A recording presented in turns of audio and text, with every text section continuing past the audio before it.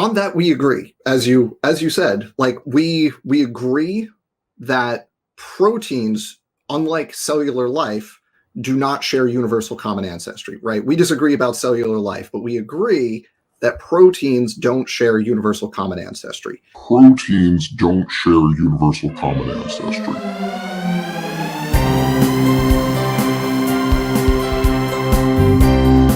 Greetings to the brightest audience in the country. Welcome to Real Science Radio. I'm Fred Williams.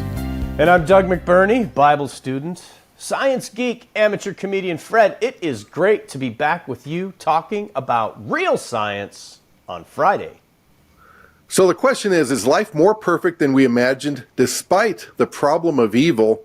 Well, we have Sal Cordova joining us to find out, and we played that clip at the beginning of the show for Sal to tie up a loose end. Some people may have been criticizing that that I only merely quoted one individual, and that was the secular Satanist Aaron Ra, that proteins don't share a universal common ancestor. In that clip was an evolutionary biologist from Rutgers University. He's right there admitting it. And I've been saying at this stage of the game, and this wasn't the case 20, 40 years ago, it's so easy to defend the creationist viewpoint because the other side is making our case for us. You just have to be aware of it. If I had known that emphatically, I mean, the evolutionary biologists have privately known this. But then I began to realize it, and I just started to ask. And, you know, this is a devastating problem for what we would call macroevolution, because some of those proteins that have no ancestor, like collagen, there would be no metazoans. None of these animals that have embryos or anything. Without collagen, it's gone. How does that evolve? You need something that is more perfect than we imagined in collagen, because collagen's a fabulous protein. It's just incredible. If you saw our show that talked about Robert Matheny, Dr. Matheny worked on the extracellular matrix. It needs collagen. And there's so many of these other proteins that are more perfect than we imagined. They're so perfect that it can't, even humans cannot design them from scratch. They exceed all of our technologies, and that's what we're going to talk about today. But the evolutionary biologists, they'll admit this, and they just think it's no problem for evolution. They say that it's like the guy in the movies that has a spike right through his heart and right through his body, and they're still talking. Yeah. I mean, because that's huge. There's a lot of nails in the coffin of evolution, but that's a huge one, Sal. We loved it when you brought that to our attention last year.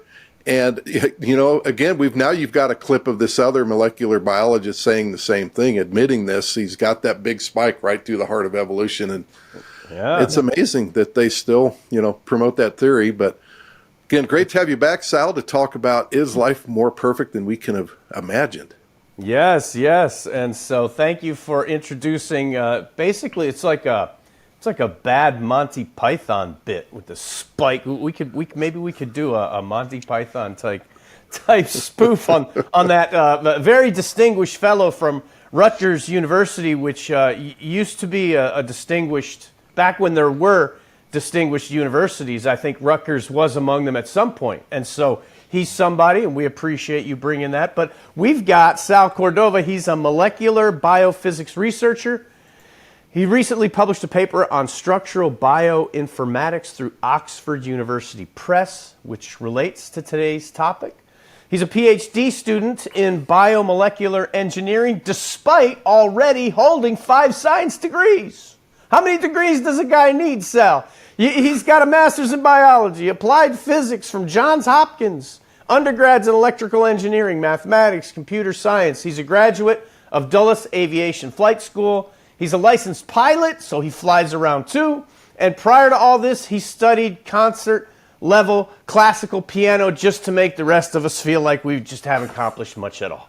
And he made the cover of Nature magazine on top of all that. Welcome back, Sal. It's great to have you. Well, thank you. I requested that we talk about my appearance in Nature in 2005. That was a miraculous answer to prayer. Just giving you the backstory. We were forming this group I nearly left the Christian faith. I had a crisis of faith. And it's amazing. This was reported in a scientific journal. They're reporting my Christian testimony in a scientific journal. And I remember when I recovered from faith, because the churches weren't helping me, the pastors weren't helping me, the seminaries and apologetic community wasn't helping me that much. I was searching for, an answer to the problem of evil. My dad was dying. And then we had missionaries going overseas, risking their lives. And I said, what if they're risking their life for something that's not true? And that was keeping me up at night. I said, look, it's one thing if I just believe Christianity for myself, but what if I'm encouraging people towards something that's false, that's just an illusion? And I couldn't get straight answers. So I started studying intelligent design. And I can't believe that the Nature reporter was recording all these details in my Christian testimony. But before that happened, before the reporter came, months earlier, I was saying, God, you've restored my Christian faith. I went to a prayer group and said, I'm about ready to leave the faith. I don't have it in me. Can you pray for me? And that group, in obedience to Jude, chapter 1, verse 22, have mercy on those who doubt. And also James 5:16, confess your faults before one another so that you may be healed. And it also says in Luke, I believe, Jesus said to Peter, who had great faith, Peter could raise the dead and heal all sorts of ailments, after Christ rose from the dead. Christ said, I have prayed for you, Simon, that your faith may not fail. And that prayer for me was answered, the prayer of other people for me. And I said, and thanks to God, I want to tell the good news. I said, can you give me national attention? I got international attention. That cover story in Nature, I'm probably one of the few young Earth creationists to ever be on the cover story of a scientific journal, much less the #1 journal in the world. And on that cover story, it has the quote there. Let me see if I can read it, or otherwise Fred can read it. It is so funny. It says, this journal contains material on evolution. Evolution by natural selection is a theory, not a fact. Not a fact. Many of my atheist friends that I've met through the years, they always tell me evolution is a proven fact. So here this is on Nature magazine. It's a theory, not a fact. Memo to Professor Dave. And so really, to be fair, they're kind of trying to mock intelligent design theory because that's the label we wanted on, or some people wanted on various textbooks. Right. And they're really kind of poking fun. But the irony is that's probably one of the most true statements and most foundational things that was ever put on the cover of Nature. They didn't even realize it. In trying to make fun of us, they actually stated the truth. And isn't that the way? I remember, by the way, 5th grade. And I remember the way evolution was sold to me. Don't be afraid of this. It's only a theory. It's only a theory. It's a theory, I was told. And then for the next 6 years, it was taught to me as if it were a fact. And for the next 30 years to the rest of the world. So the article, the cover story article was, is intelligent design coming to your campus? And what had happened was Carolyn Crocker, who was in the, later in the movie Expelled, as I was praying I'd get national attention, I ended up being kind of the center of the story, not even wanting to. But what triggered it was Carolyn Crocker was a professor of cellular biology. She was a researcher in immunology, but she's teaching cellular biology. And in the process of that, just casually, I think, she said, there's another theory of how this came about. Intelligent design. That's all it took. She was removed from the classroom immediately, and that caused such a stir. And there's a whole legal aspect to this that we have no time to get into, but she got expelled. And there was a round of expulsions throughout academia because there are a lot of scientists coming forward bravely and losing their career. Probably the most prominent was Richard Sternberg, an evolutionary biologist, who started calling out problems in evolutionary theory. And he was certainly an anti-Darwinian. And that result, the backlash was so bad, and he got fired from various positions that there was a congressional inquiry. And so this led to the movie Expelled in 2008. I was on radio shows. I was filmed for the movie. I didn't make the final cut. But there was something interesting in that article that has gotten lost. They actually released a poll, an informal poll that I conducted of college students. And that was, I asked the college students, and it was conducted by the campus freethinkers at James Madison University, not George Mason, James Madison. It said that in the article, George Mason. It's actually James Madison. The freethinkers conducted this poll, and they asked, as a general elective, or to fulfill any elective requirements, would you like to take a class in intelligent design and or creationism, creation science? 75% said yes. 75%. And even if that's off by a factor of 10, that's like 7.5% of the college population. I said, do you realize on a campus this large of this many students, you would be packing out your classes. You wouldn't have enough professors to teach it. Yeah. And I stumbled on something. I'm realizing the reason why, because they don't teach this in churches. They don't teach it in seminaries. In fact, there's all this watered down stuff where they're saying, oh, you can believe in evolution and also the Bible. By the way, I was a theistic evolutionist before I became a creationist. So I agree with that. But then they use that to suppress any discussion. And so you don't get it in the churches. You don't get it in the seminaries enough. You don't get it at Christian colleges. It's not taught the way it should be, to the level it should be. And so where do they get it?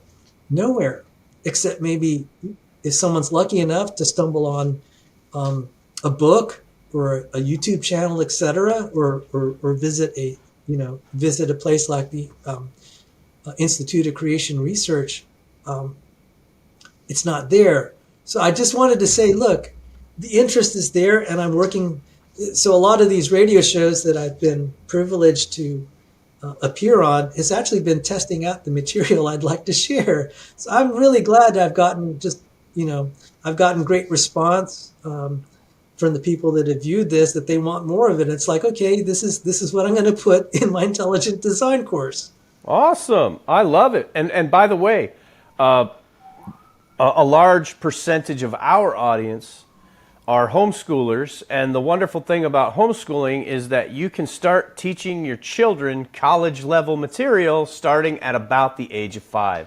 And so we'll try to make as much of this available to our homeschoolers as we can, because that's probably the luckiest kid on earth, is the kid who learns that God is real and creation is real from the time they're born.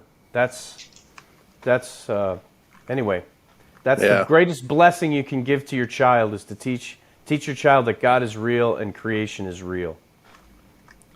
Yeah, and that's why Real Science Radio is here and has scientists like Sal Cordova on, because it's a tragedy that the churches are so resistant to this, and we've all experienced it. It's amazing. Even conservative churches. Yeah. It's too controversial. So this is foundational. Exactly. And I've done also informal polls.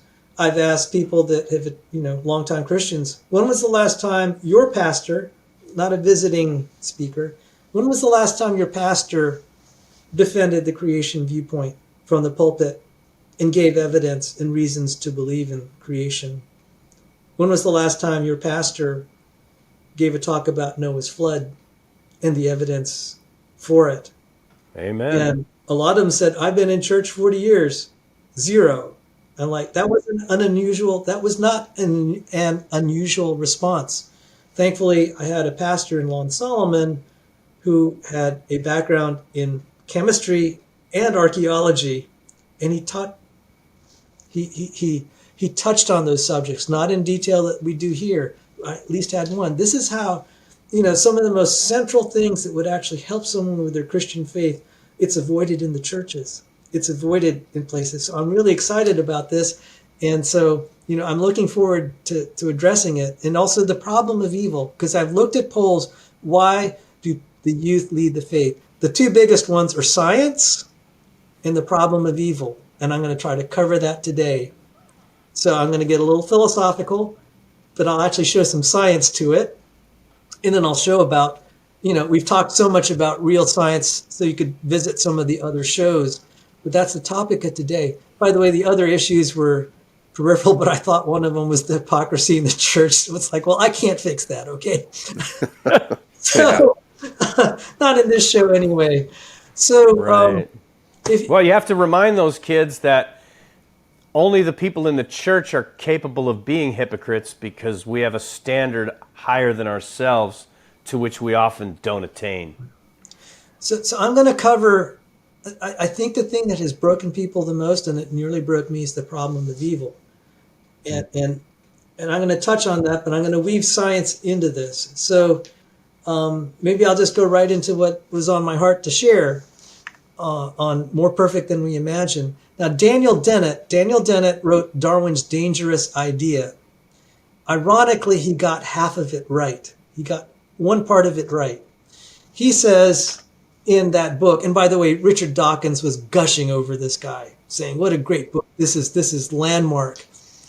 But this is what Daniel Dennett said. Chapter 8, biology is engineering. Biology is engineering.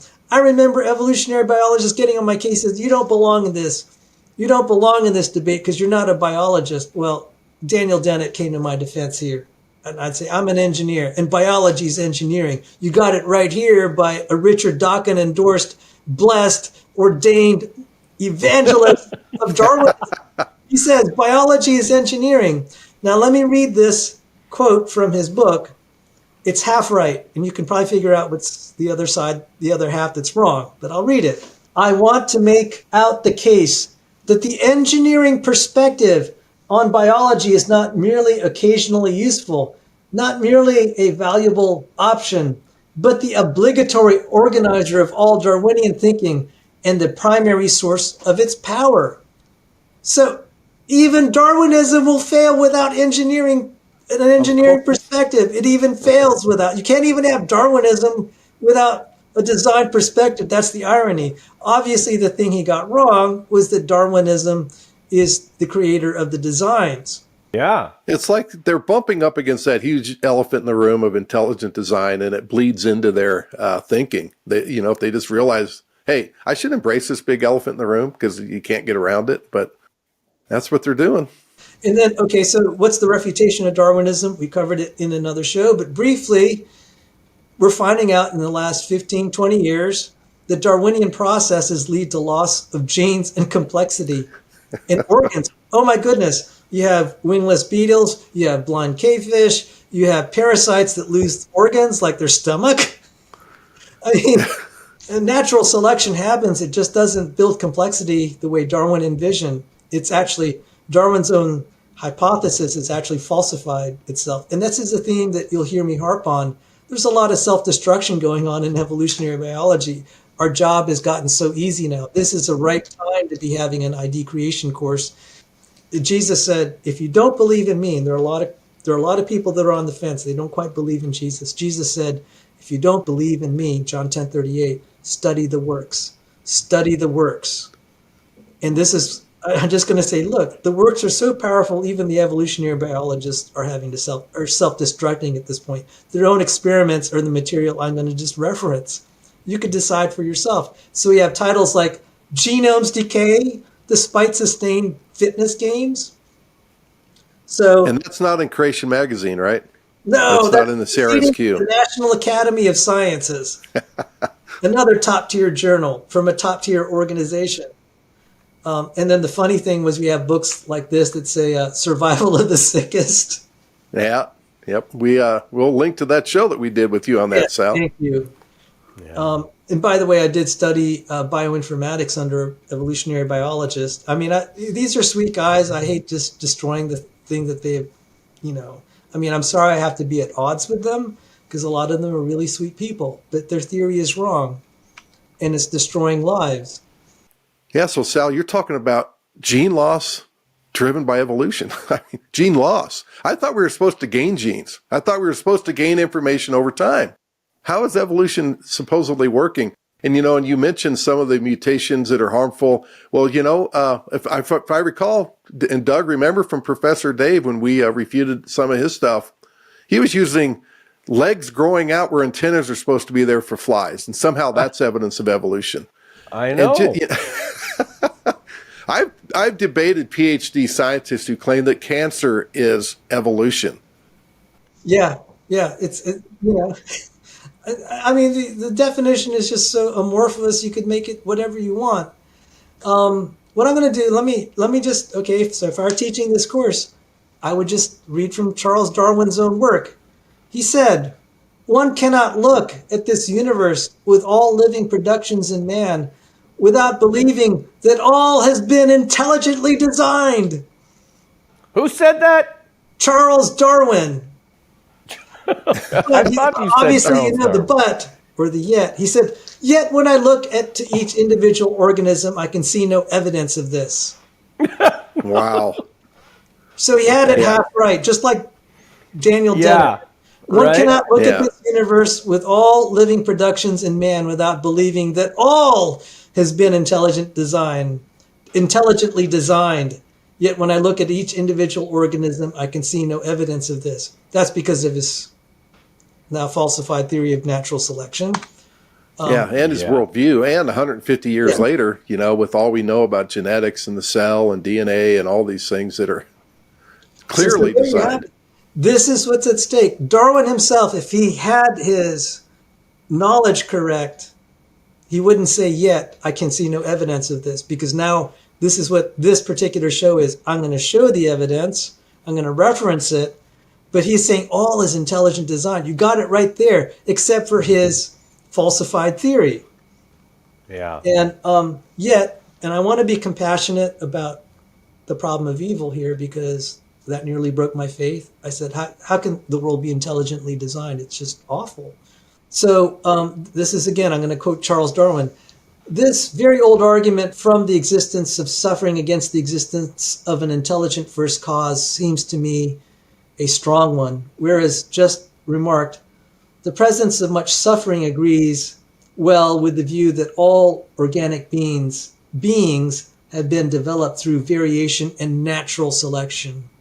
Now, the English there is kind of thick, and some people, I think, rightly have said he's a terrible writer. But he's saying that the presence of much suffering agrees well with the view that all organic beings have been developed through variation and natural selection. And we're showing you had sent us an image from a presentation you had, and it shows his daughter. Yeah. And so the significance of that is his daughter died at a young age, and, that tore him apart. So that played into his worldview. Yes. And so my dad was dying when I was going through my crisis of faith. At the time, I didn't have the answer, but I said, look, it does look like it's intelligently designed. I don't have a problem. I don't have a solution to the problem of evil at that time. But like in the last 5 years, I finally found it in the scriptures. Now I'm going to go focus on the science, but the reason I'm focusing on the metaphysics, whatever I say about the perfection of biology, it may go in one ear and out the other, because you're aware of the pain, especially people that have lost a loved one. It's like that's just overwhelming everything else. Even if you want to believe in Christ, like I did, I'm just like, well, what do I do with all the pain? I can't deny I have a broken heart. This is very interesting because Charles Darwin also said in Origin of Species, chapter 6, he used this phrase, organs of extreme perfection and complication. Organs of extreme perfection and complication. So you have a paradox here. You have organs of extreme perfection and complication. And yet he also said elsewhere, what a book a devil's chaplain might write on the clumsy, wasteful, blundering, low, and horridly cruel works of nature. Paradoxically, he sees intelligent design and suffering. But isn't that the Christian worldview? The world is designed, but also cursed and in need of a savior. I don't think he realized how close he was to understanding Christian doctrine. Organs of extreme perfection and complication, and yet a world that's cursed and in need of a savior. Yeah. And so Charles Darwin is a textbook example of a victim of poor Christian doctrine from early life. His parents were messed up. Their theology was messed up. They didn't understand. And they didn't teach him properly. And then, of course, we all have pride. And we all want to be free. And we all want to be God, basically. And so when you mix that with bad biblical foundation from the time you're born, it's a recipe for disaster. And it's produced almost 200 years of unmitigated disaster in science. And I'm glad you're helping to clear it up a little bit, Sal. So how did I start to get out of that dilemma? Ironically, it was in electrical engineering, and I'm going to share that. There is a paradox in engineering of designed errors, and that gave me just a little bit of a hint. Would any designer actually build something bad into a perfect design? And you could find Wikipedia articles on this. If you're trying to write down on a piece of paper and you're trying to write as compactly as possible, you'll start to make errors. If you try to write really compactly, there'll be errors. And this is an interesting question in information theory. And people have probably heard the name Claude Shannon. He invented the word bit. He was the founder of the information age. And you can look, he had the famous Shannon-Hartley theory of communication.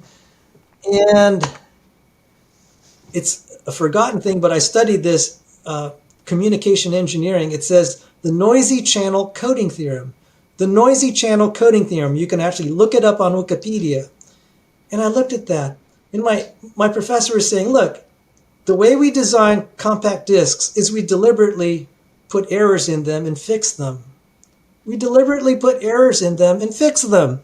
Well, why would you do that? Why would you do that? Well, if your goal is compactness of the disk, it turns out, according to this theorem, and it's really complicated, we studied it, the best way to compact a disk is use Reed-Solomon error correction coding. The best way to pack data through a channel is to allow it to have errors, and then you correct it. And I said, there's almost a Christian theme there. You're going to allow things to go wrong and you're going to fix it later. That's optimal. That's optimal. I was like, I think there's something theological here.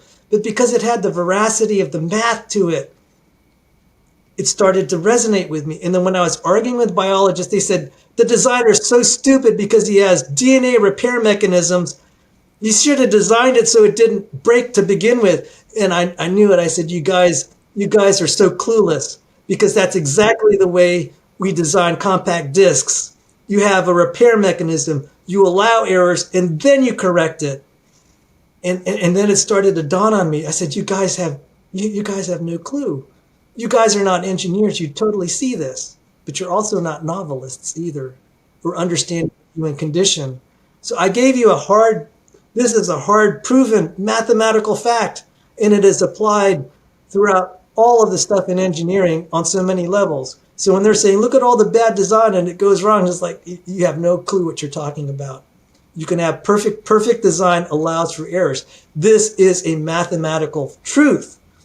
The evolutionary biology side, they always accuse us of wanting to believe in magic and mysticism, and the idea that we don't have to believe that there was some magical creation existence before the fall, that there was error built into the system. We don't deny that. I don't personally deny that there was entropy in the Garden of Eden before the fall. I don't believe in magic. And so what you're talking about really helps me understand better how I should think about creation and perfection. What is perfection? Well, God's the one who defines perfection.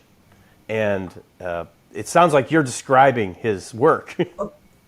Yes, and oh my goodness, it's also now the physicists. Things we thought were poorly designed were actually ingeniously designed. And again, the Shannon noisy coding channel theorem is just a touch of that. I just like, that's amazing. We have modern technology, like, with all the data and the internet, because we designed errors into the system. I mean, it's like, it's hard to explain to a biologist that just wants to close his ears. because he wants to look at biology as defective, because that's the basis of Darwin's theory. He said, it's hard for me to see design, and that's why I have this theory of natural selection. Yeah, and they can't explain, the redundancy that God built in too, and just the fact that, we're fallen and the creation has fallen, and God provided a mechanism also to, with the error correction that you talked about. There's that aspect of it. There's redundancy. I used to get arguments as, why would you have redundancy? That's double the information, and you don't need redundancy if it was perfectly designed. It's like, well, okay, if you're accounting for the problem of sin and errors, there is an importance of redundancy. I like that I have two eyes, guys. One of them gets gouged that I can still see. There's a lot of redundancy built in, and there's a lot of engineering genius with it, as you mentioned, Sal. There's remarkable design behind all of it. So, and to quote Daniel Dennett, biology is engineering. Yeah, exactly. I'll tell you what closed the circle, because again, I was dealing, Charles Darwin dealt with the loss of a loved one. I dealt with it myself. And I know a lot of Christians going through college and, being told about the perfect design, at least on an emotional level, it's crushing them. But I'm going to now appeal to something a little bit more philosophical. But I think people need it, because otherwise they won't see the rest of the design, because they're overwhelmed with emotion. I'm going to talk about the fairy tale Snow White and see if I could get through it quickly. The story of Snow White, she was very beautiful.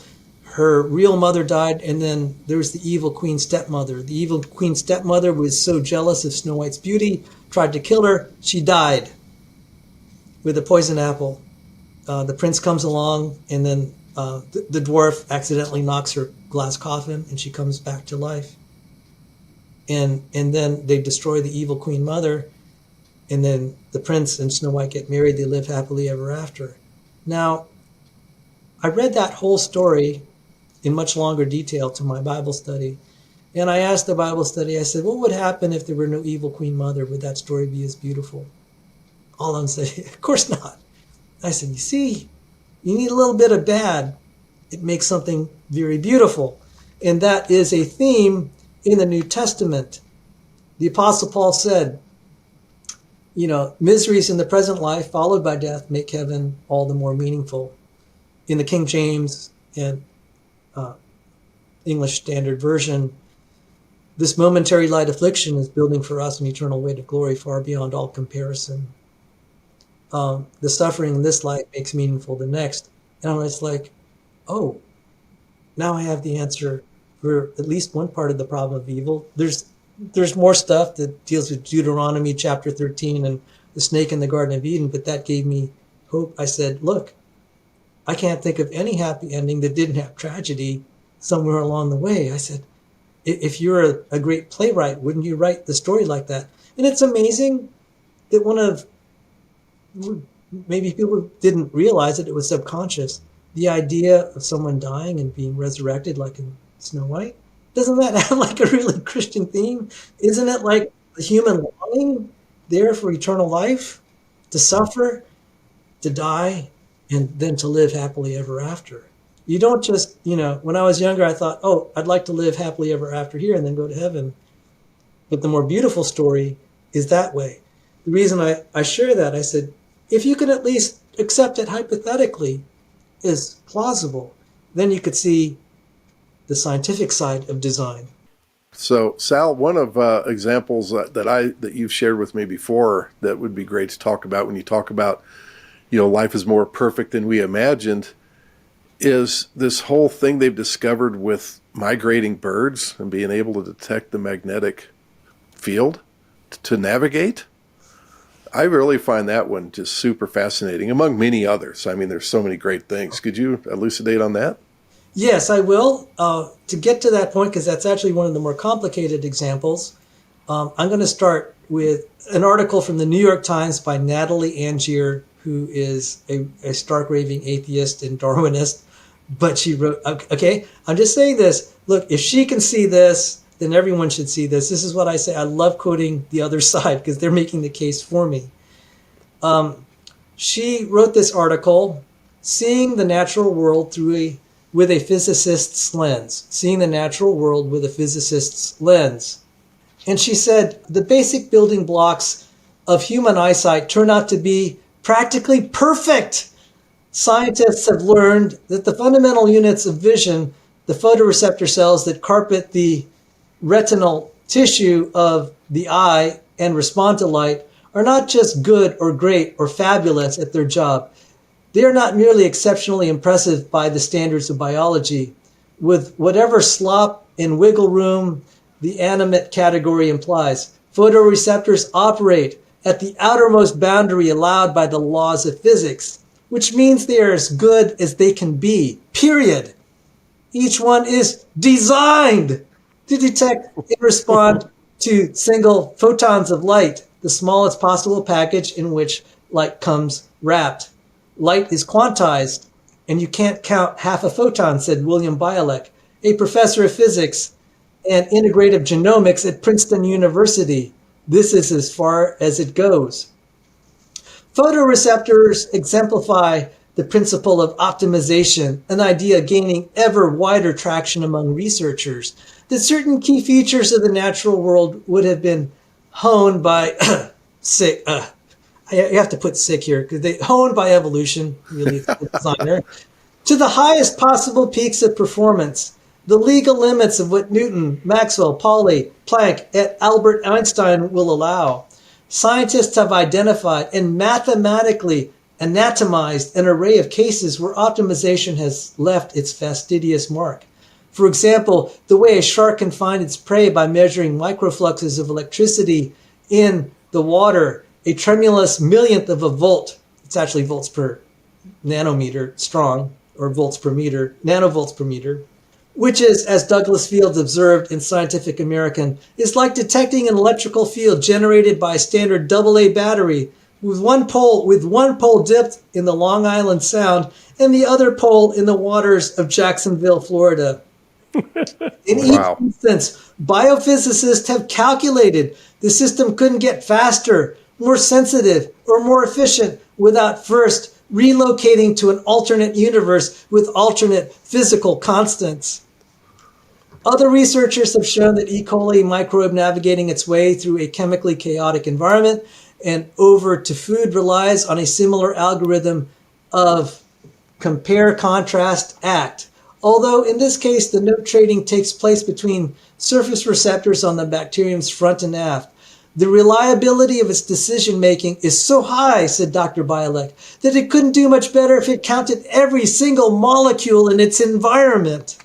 Dr. Todorov has studied how we use our muscles, and here too he finds evidence of optimization at play. He points out that our body movements are non-repeatable. We may make the same motion over and over, but we do it slightly differently every time. You might say, well, the human body is sloppy, he said. But no, we're better designed than any robot. So we reach the counterintuitive conclusion, he said, that the optimal way to control movement allows a certain amount of fluctuation and noise, a certain lack of control. The brain, too, seems built to tolerate bloopers and static hiss. Simon Laughlin of Cambridge University has proposed that the brain's wiring system has been maximally miniaturized, condensed for the sake of speed, to the physical edge of signal fidelity. Again, the ghost of Shannon's noisy coding theorem. Yeah, that's amazing, Sal. And described in Genesis in merely 2 words. Very good. Not just good, very good. And so, it kind of reminds me, Sal, you're a concert pianist. And we were talking last night with some people we were talking about the science of music, and you just think of, if you were to quantize every single note where they're just exactly precise on a 16th or an 8th, or you use an auto tuner on someone's voice, it's not as beautiful. You take away the beauty of it. It's somewhat of an analogy, but not quite. But it just reminds me of that, the beauty behind things like that where you allow, and I don't even want to call it imperfection because it's not. It's beauty.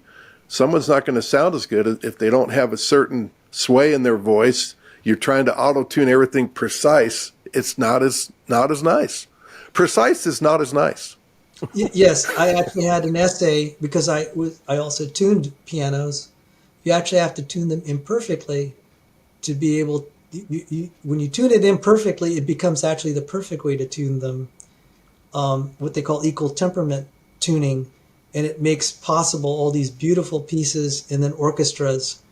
I mean, it's complex to explain, but I see that theme again. It's very simplistic to say if you have a quote unquote error by your definition, that suddenly something's badly designed. What's really ingenious, again, like Shannon's noisy channel coding theorem, is when you see errors are actually good. And then for novelists, definitely, villains are actually a good thing for the happy ending. I mean, it's just like now it's starting, this is where I started to find a lot of healing. First in the science, ironically, Shannon's noisy channel coding theorem, and then in literature and just, the study of happy endings.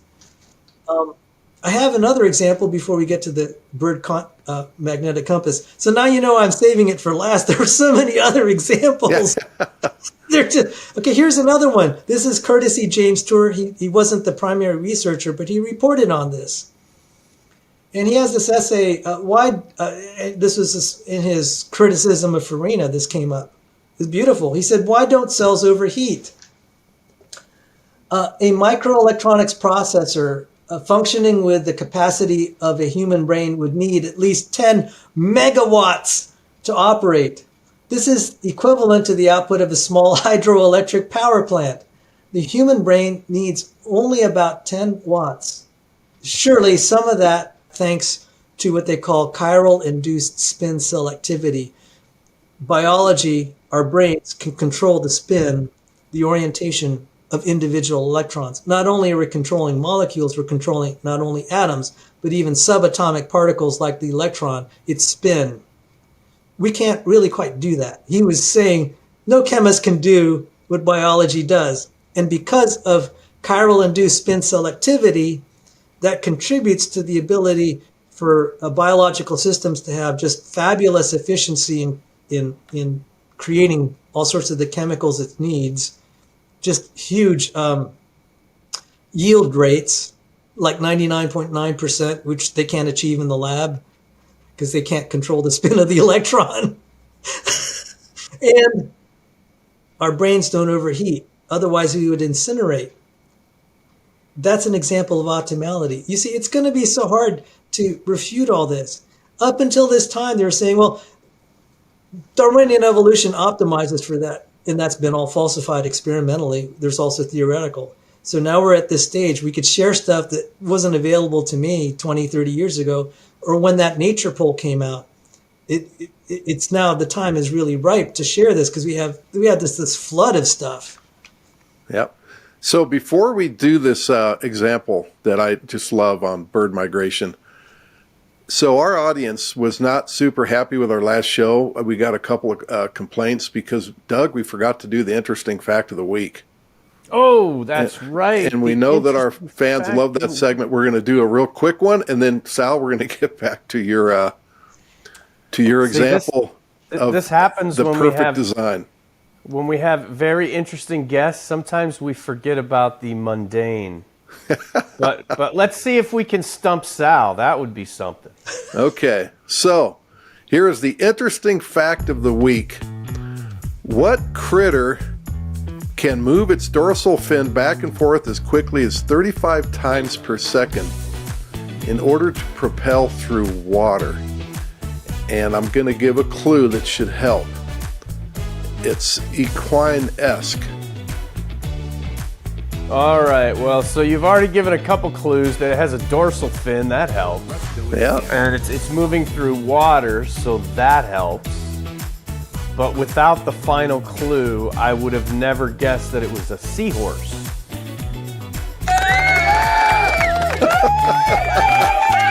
Oh, good job, Doug.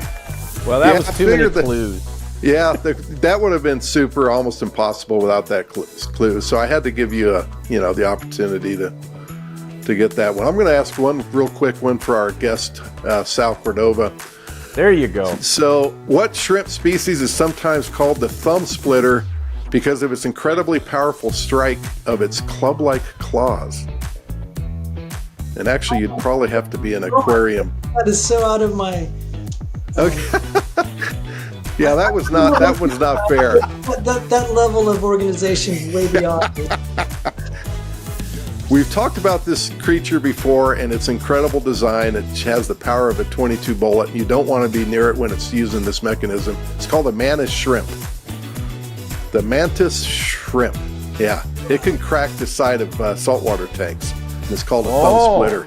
Yeah. Is that right? You had If heard you hear of a this, clicking Nicole? sound, what happened? They're so resilient. Like you can buy live rock and put it in your aquarium, and this live rock you could have gotten from the Gulf of Mexico, and you drove home, 13-hour drive, and you've got this rock. You think everything in it's pretty much dead. You plunk that into your tank. Next thing you know, you hear these clicking sounds, and you also notice your fish start to vanish.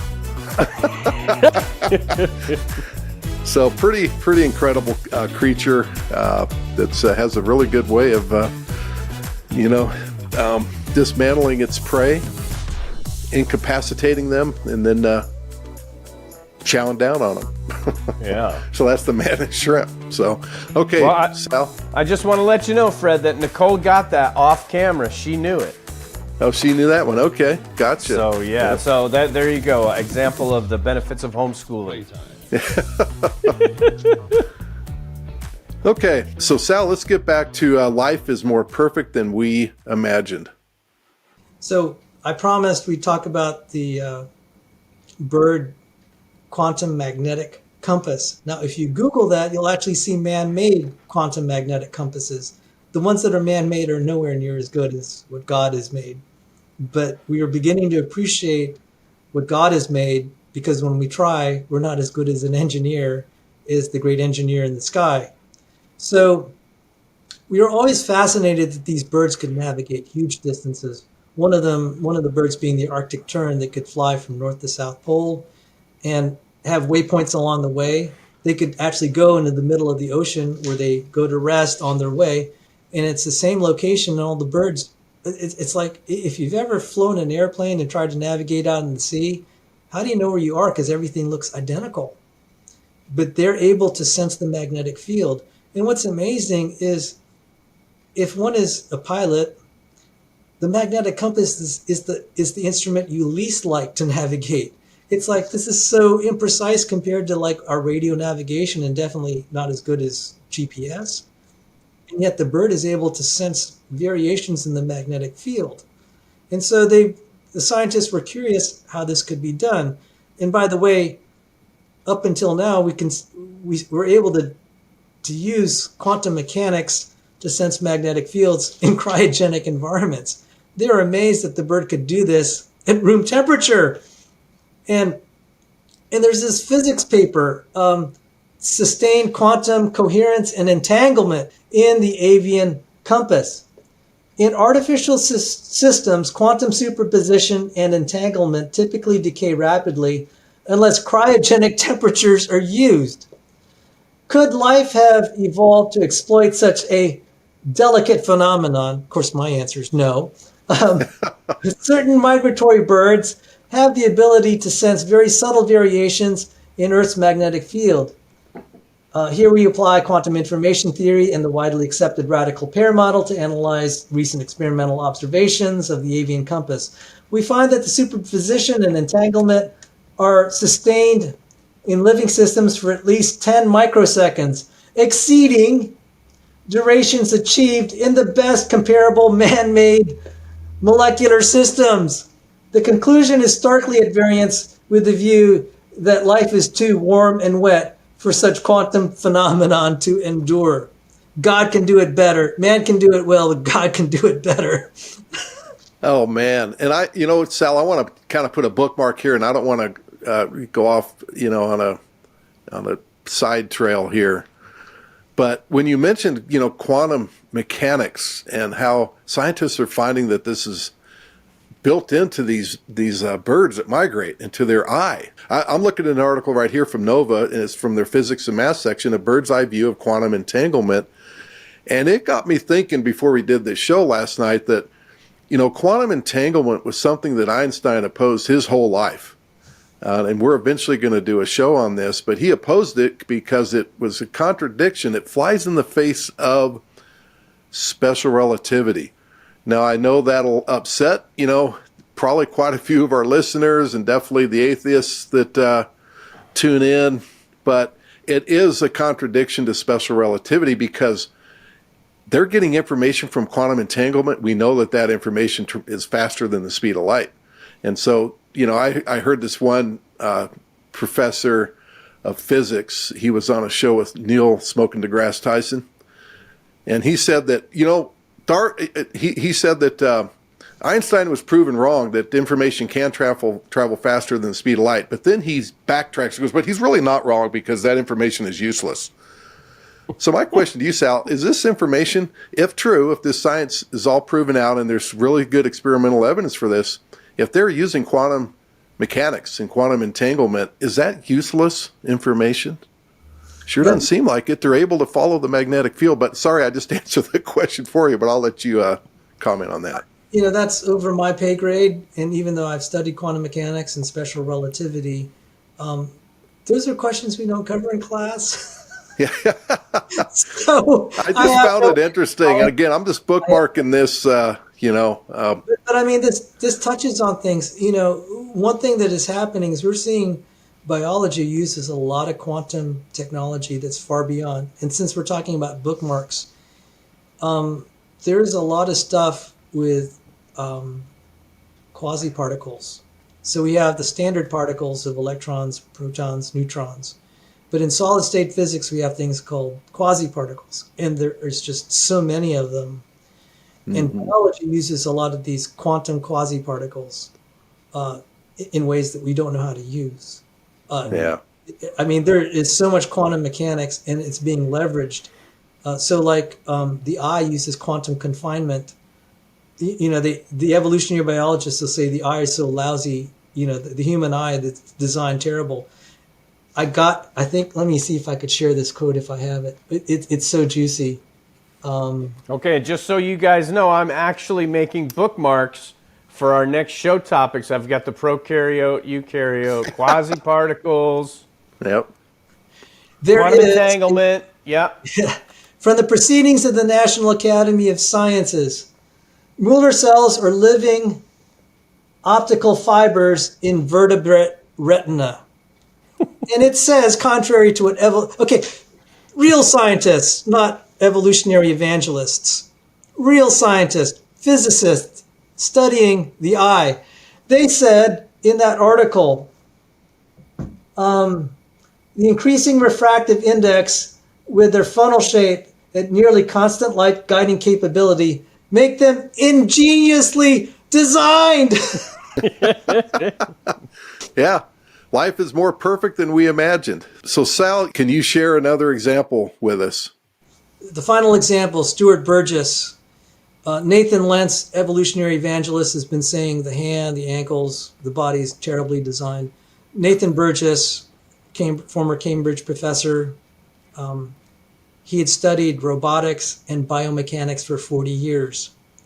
He got on the cover of a secular peer-reviewed journal that talked about the optimality of the design in biological systems, that it would be a good way to learn to build robotic systems because it is so well designed.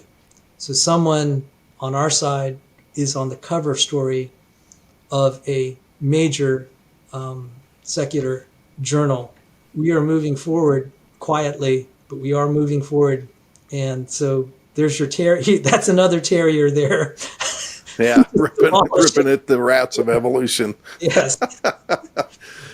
So, yeah, we're seeing all these incredible parts of design we hadn't seen before. Now we're at the quantum level. So I wanted to end with this quote. This is a guy named David Douche. He's a British physicist from the University of Oxford, and he said this, and this gets to the whole design that God has used where he employs quantum mechanics.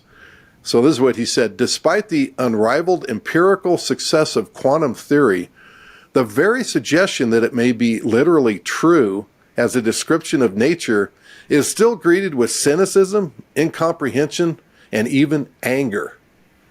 All right. Well, Sal, once again, what a pleasure it was to have you on here. I think you're at the forefront of all this stuff, and what I believe is really the pinnacle of science from a creation perspective. Design with information. It's not one of those abstract peripheral sciences that some of us get bogged down on. Now, yeah, if you want to go study, things like rocks and dirt, that's fine. But I mean, what's really going to hit home to what God uses, as you've already mentioned, Sal, and that really cool verse that you mentioned, was it from John? That one.